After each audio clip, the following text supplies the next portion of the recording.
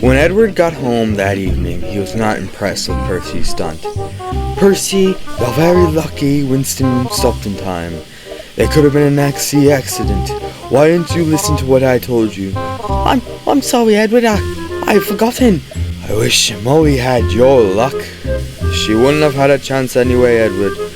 She was doomed from the beginning." "Hold on, back up. Who's Molly?"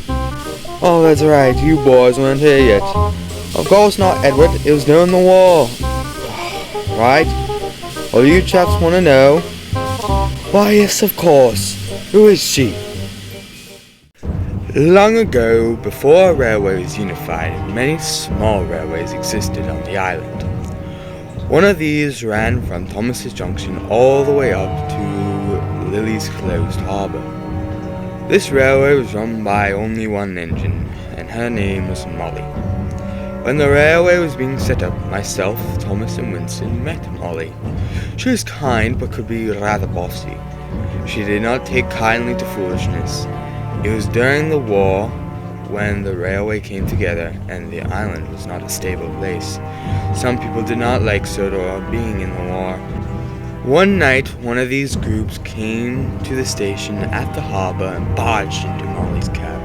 They killed her crew and sent her and a fully loaded passenger train down the line at full speed.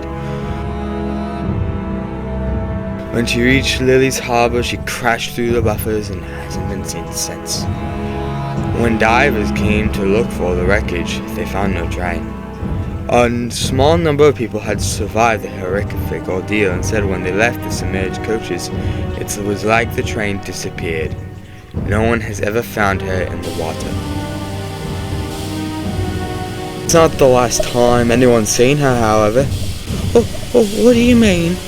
Every night at 12:30, her train leaves the harbour station. However, when she reaches Lily's old harbour, she always goes right off the edge.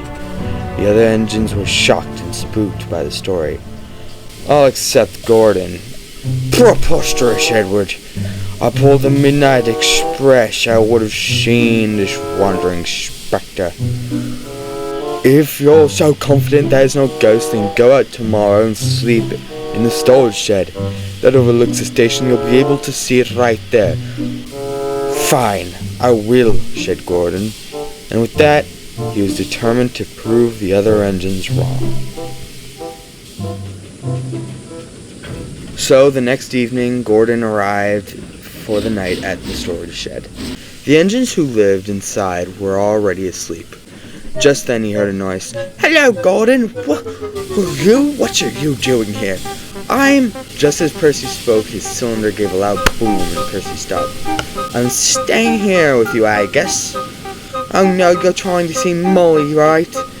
Pooh, there is no Molly. I bet there is. I'm sorry, Percy. Everyone's already at the sheds and are cooling down. We can't move you until the morning. No. I'm going to see Molly, Percy whimpered.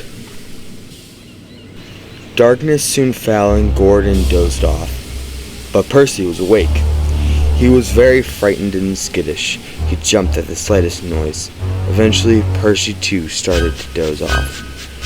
Then he heard the hiss of a steam engine at the station. He opened his eyes with terror, and there was an engine at the station. Gordon! He whispered. Gordon! Gordon awoke too and watched in horror and disbelief as two objects landed on the line next to the engine. Then the spectre sped off into the distance. Gordon could hardly believe his eyes. Gordon and Percy didn't sleep a wink for the rest of the night. As dawn broke, Edward arrived to collect his early morning train. Eventful night, he asked, looking at the engine's scared and exhausted faces. He chuckled and said, Face it, Gordon, there's some things that even you can't explain. And with that, Gordon now could only agree.